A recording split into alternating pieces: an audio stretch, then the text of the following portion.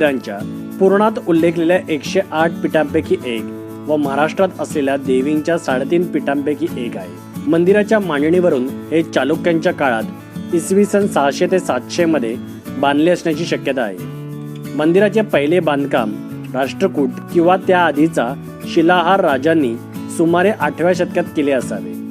पुराणे, अनेक जैन ग्रंथ, ताम्रपत्रे व सापडलेली कागदपत्रे यावरून अंबाबाई मंदिराचे पुरातनत्व सिद्ध होते आणि कोल्हापूरची अंबाबाई खऱ्या अर्थाने अखिल महाराष्ट्राचे कुलस्वामिनी ठरते. कधी काळी मोगलांनी या देवळाचा विध्वंस केला तेव्हा देवीची मूर्ती पुजाराने अनेक वर्ष लपवून ठेवली होती.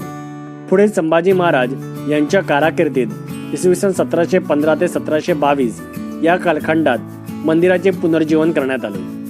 उत्तम कोरीव काम असलेल्या भिंती व अगदी साधे वरचे शिखर हा कारागिरीतला फरक